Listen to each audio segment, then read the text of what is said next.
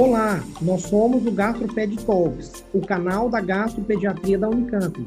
Nós somos Dr. Lucas Rocha Alvarenga, doutora Natasha Silva Sandi e doutora Maria Ângela Belomo Brandão.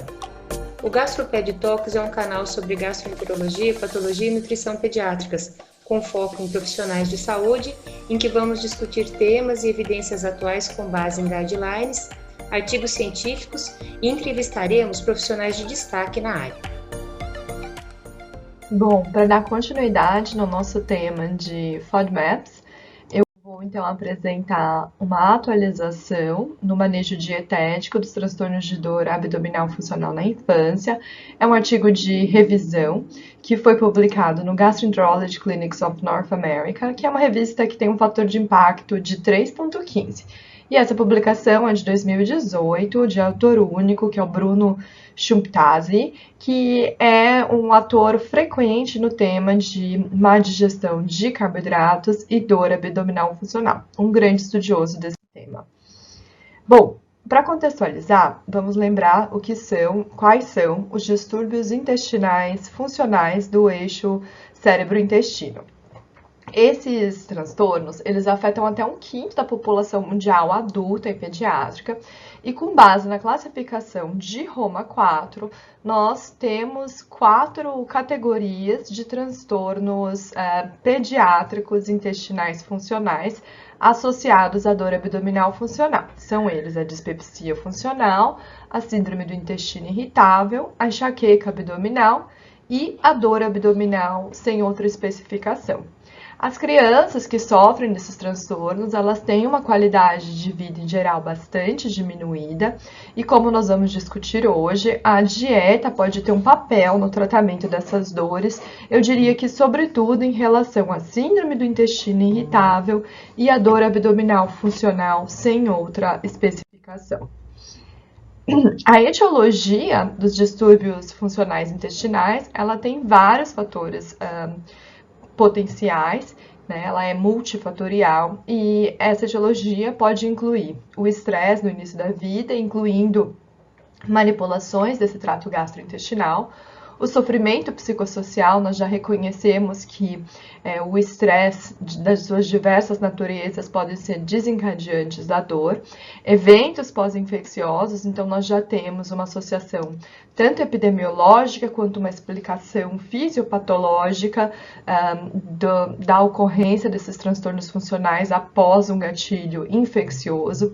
Fatores de suscetibilidade genética, sabemos que esses transtornos acontecem dentro da mesma família com maior frequência ou com uma recorrência de antecedentes de diferentes tipos de transtorno funcional dentro da mesma família.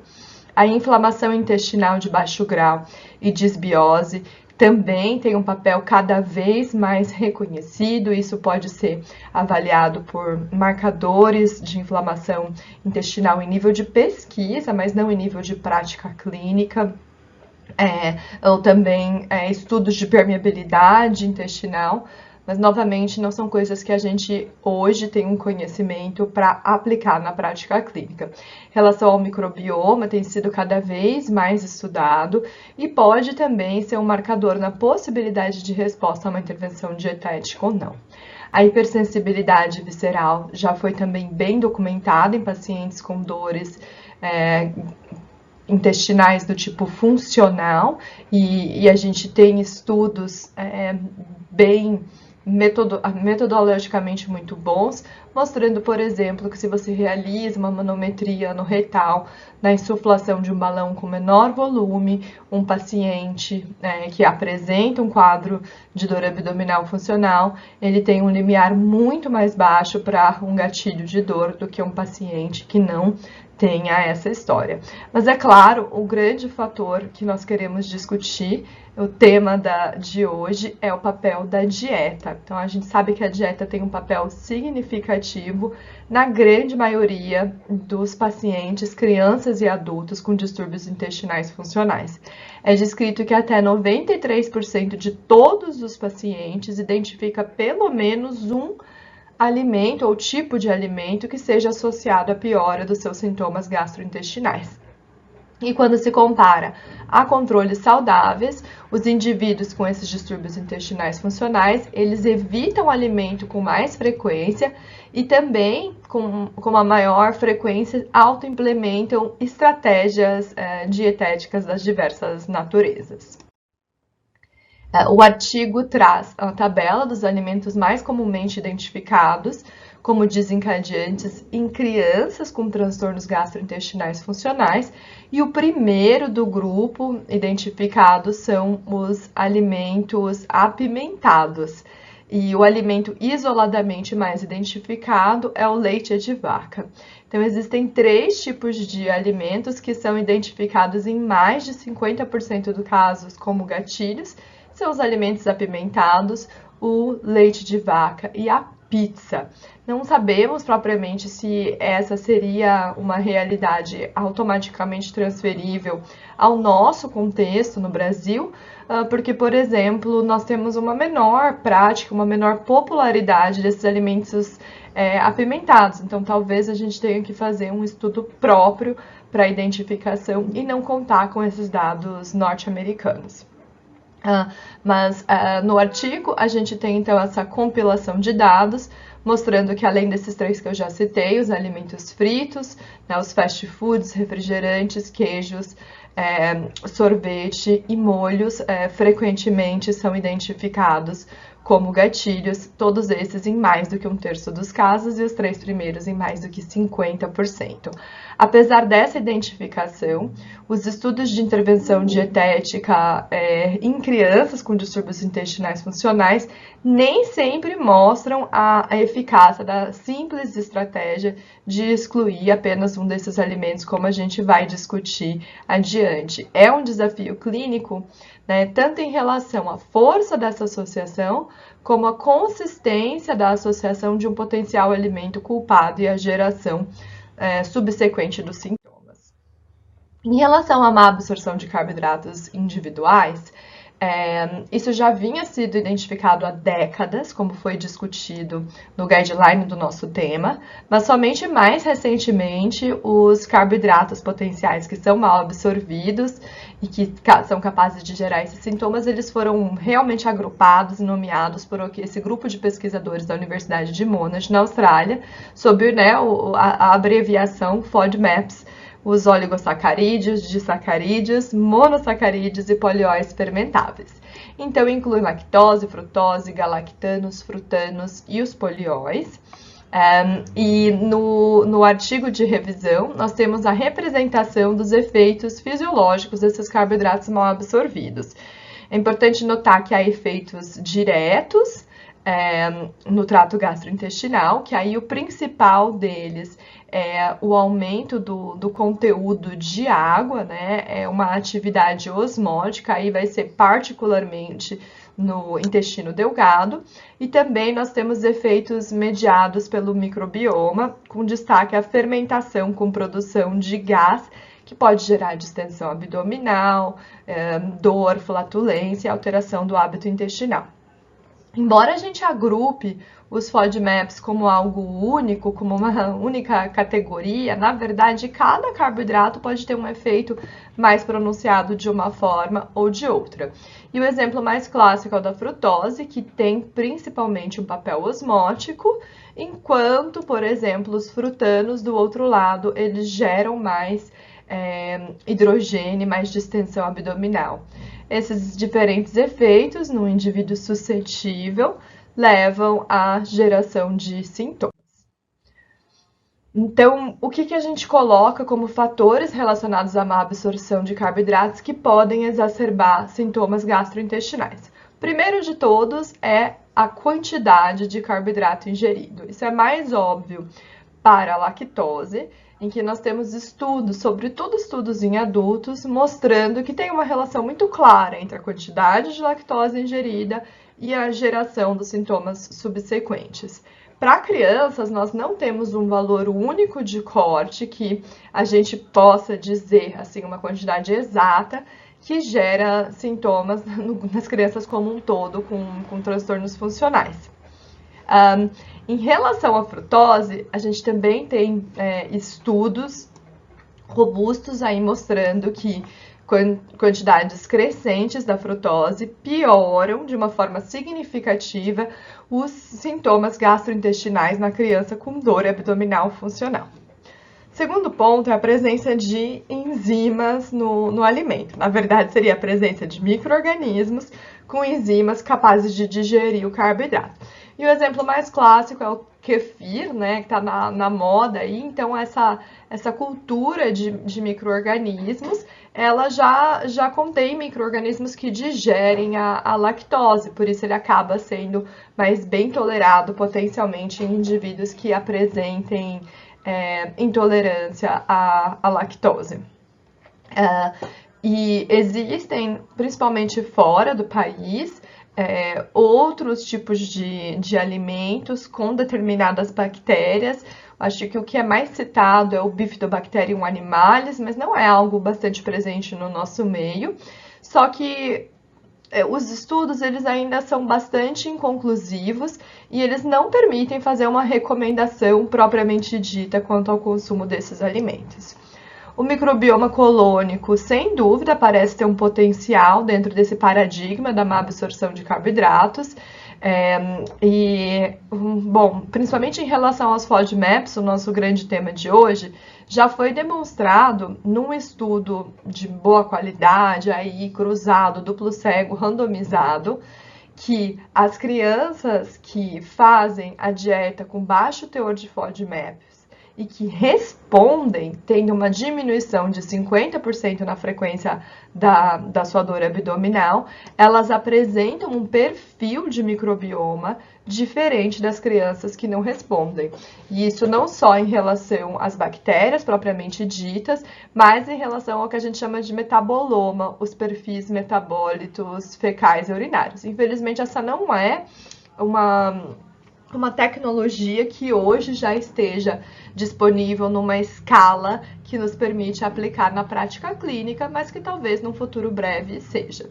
Nós temos fatores do hospedeiro, que daí talvez seria melhor chamar de fatores humanos propriamente dito, né? Porque esses outros também são, de certa forma, fatores do hospedeiro, mas já foi demonstrado em adultos com intolerância à lactose que eles têm mais inflamação colônica de baixo grau, e isso até com contagem, por exemplo, de mastócitos na histologia, quando se compara a pacientes que não têm sintomas de má absorção de lactose. Em crianças, a gente não tem essa comprovação direta histológica propriamente dita, mas existe um estudo muito legal de 2008 que comparou 93 crianças com dor abdominal funcional contra 53 controles e achou uma diferença estatisticamente significante na calprotectina dessas crianças, que foi em média 65 nas crianças com dor abdominal funcional versus 43 no controle. Para mim, o que esse estudo nos diz? Que é muito importante que a gente não solicite de rotina esse marcador inflamatório, que é a calprotectina, quando não há a suspeita de uma doença orgânica propriamente dita, porque lembrando que acima de 4 anos o valor de corte de normalidade da calprotectina é 50. Se nas crianças com dor abdominal funcional a média é 70, a gente vai ter aí um grande número de crianças acima da média em que a solicitação desse exame pode levar aí a outra investigação, né? A gente se complica com isso, esse resultado assusta os pais, e aí a possível outra investigação que vem depois disso, como nós bem sabemos, é uma investigação invasiva.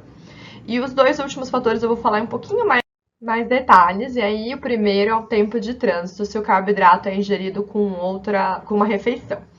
Né, dentro do contexto de uma refeição.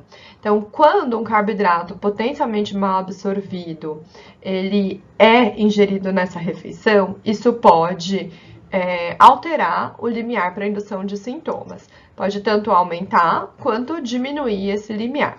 Existem estudos até com teste respiratório, com hidrogênio, mostrando que a lactose administrada numa refeição tem um tempo de trânsito geral mais prolongado para atingir o cólon. E isso aumenta o limiar, ou seja, precisa consumir mais lactose para a geração dos sintomas. Já quando a gente tem refeições compostas por vários carboidratos, o efeito na absorção pode ser mais variável. E isso é observado particularmente com a frutose. Então, a ingestão concomitante da frutose com a lactose facilita a absorção da frutose, porque então isso acontece por um cotransportador aí que chama GLUT5. No entanto, a ingestão concomitante da frutose com sorbitol pode piorar, de uma forma geral, a absorção de frutose e diminuir a quantidade de frutose necessária para causar sintomas. Outro fator com discussão em voga é a atividade enzimática intestinal, que pode estar diminuída na má absorção de carboidratos e nos distúrbios funcionais. A gente sempre lembra da lactose, sem dúvida aí. E nós sabemos que somente 30% da população, né, dos humanos, tem a persistência da lactase. 70% vai ter uma atividade tipicamente muito baixa, o que não necessariamente quer dizer intolerância à lactose ou presença de sintomas. E essa é uma característica genética. Mas a questão da atividade enzimática intestinal vai além da lactose. A sacarose e o amido são normalmente carboidratos que são hidrolisados e absorvidos no intestino por atividade de enzimas, sacarases ou maltase, maltase glicoamilase e maltase, e que podem ter sua atividade diminuída em associação à presença de sintomas. Esse é um achado discutido, então existem 2 estudos mostrando que se você submete crianças com distúrbios funcionais a uma endoscopia digestiva alta e avalia a atividade dessas enzimas, isso não é uma abordagem rotineiramente recomendada, não é um teste amplamente disponível, é um teste caro, mas isso pode se refletir na identificação de deficiências enzimáticas em mais até do que 20% dos pacientes avaliados, foi o achado desses 2 estudos. Também existem estudos falando sobre variantes funcionais do gene das sacarases ou maltase. Isso vai talvez aconteça cada vez mais com a popularização dos testes genéticos e dizendo que essas variantes podem estar associadas ao maior risco de síndrome do intestino irritável. Mas é bastante importante a gente ter parcimônia em relação a esses achados, especialmente porque existe uma pressão muito grande de indústria aí para prescrição dessas enzimas e que nós não temos forte evidência de literatura de qual que é o papel dessa deficiência relativa ou desses componentes genéticos na etiologia e no tratamento da dor abdominal funcional propriamente dita. Então, isso ainda não nos permite fazer recomendações rotineiras para atividade enzimática intestinal e, na verdade, a gente hoje não tem granularidade de dados que nos permita nem fazer recomendações individualizadas. Essa prática ela não é endossada por boa literatura médica. Finalmente, quanto ao que os autores colocam como possibilidades terapêuticas relacionadas à má absorção de carboidratos em crianças com transtornos gastrointestinais funcionais, eu coloco entre aspas essas possibilidades, porque o que a gente vai ver é que elas não são todas reais possibilidades. Então, quanto à exclusão de carboidratos únicos, a gente sempre lembra os pacientes também da lactose, mas existem estudos clínicos robustos mostrando que se você exclui lactose de uma forma geral, não direcionada para aqueles pacientes que têm uma clínica sugestiva da deficiência de lactose, isso não tem um efeito benéfico sobre os distúrbios intestinais funcionais. Já em relação à frutose, isso parece ser um cenário um pouco diferente, mas ainda é cedo para a gente fazer conclusões muito definitivas. Existe aí uma perspectiva em relação à frutose.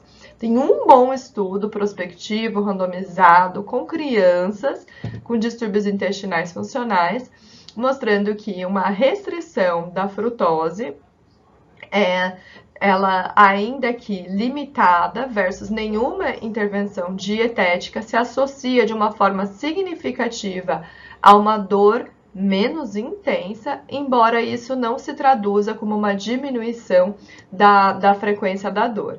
E essa melhora com a dieta restrita em frutose, nesse estudo, aconteceu independente de resultados do teste respiratório com hidrogênio da intolerância à frutose, ou seja, o teste ele não tinha um papel em prever as crianças que melhorariam com a restrição da frutose. Então, se for fazer um carboidrato único, de uma forma geral, a evidência disponível hoje seria de que esse carboidrato restrito fosse a frutose. A dieta com baixo teor de FODMAPs foi o motivo da nossa discussão do guideline no pod anterior. Nós sabemos que existem mesmo vários estudos de boa qualidade, randomizados, duplos cegos, controlados por placebo. Em crianças, a gente tem também estudos cruzados, mostrando que uma dieta com baixo teor de FODMAPs pode diminuir a frequência da dor abdominal funcional. Mas, como eu disse antes falando sobre microbioma, essa não necessariamente vai ser uma estratégia efetiva em todos os pacientes, porque isso vai depender de determinados fatores relacionados a esse paciente.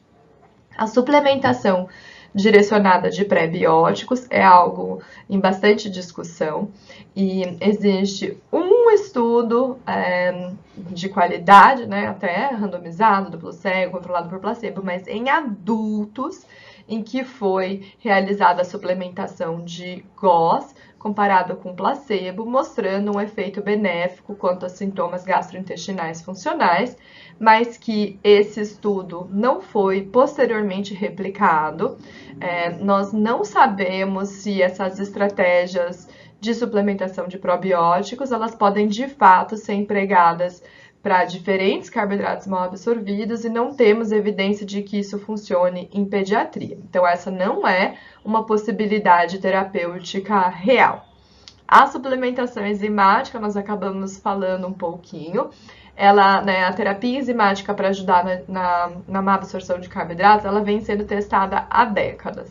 Tudo aquilo que a gente testa por décadas é porque a gente falha em comprovar a eficácia, senão a gente faria poucos estudos lá atrás, comprovaria a eficácia e aplicaria isso para a nossa prática clínica. Mas não é o que acontece. Então, existem diferentes produtos no mercado e existem poucos estudos de cada um desses diferentes produtos, que esses estudos, alguns com limitações metodológicas bastante importantes, argumentam a favor da suplementação enzimática, mas nós não temos evidências que justifiquem essa suplementação em crianças com distúrbios intestinais funcionais de forma rotineira.